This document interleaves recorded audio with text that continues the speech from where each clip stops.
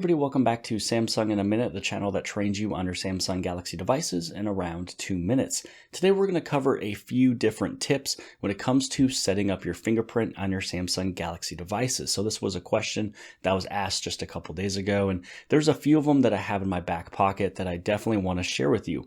So first off, let's go into the settings of your fingerprint scanner. So we're going to head into the settings. This is where you want to go down to biometrics and security.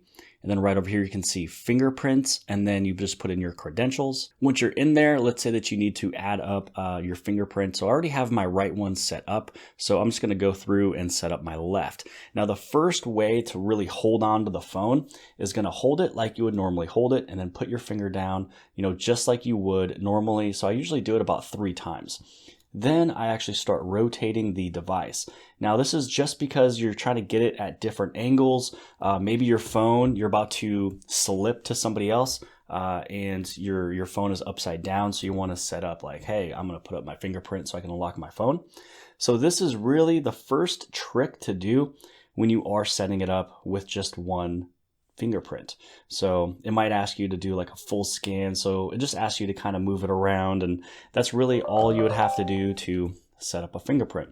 Now, once I'm done with that one, right here is basically tip number 2. Head over inside of that fingerprint you just did, and you don't really know which one was set up, your left one, your right one, maybe your spouse or somebody else. So this right here is where you want to put in which thumbprint you did. So if at any point in time you want to delete one, then you know exactly which one you are deleting. You can even check your added fingerprints. So if I do this one, it'll say right.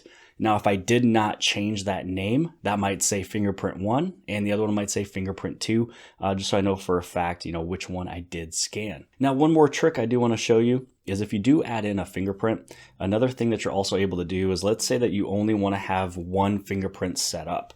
You can actually go through and you can put in both of your thumbs on one profile. Now, I call it a profile because maybe you would like to unlock your phone with either your left thumb or your right thumb.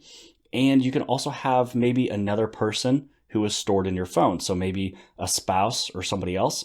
So instead of you having like, 8 different scans going or 4 different scans, you can actually just bring it down into 2. Now, check this out. So you saw that I went through with both fingers.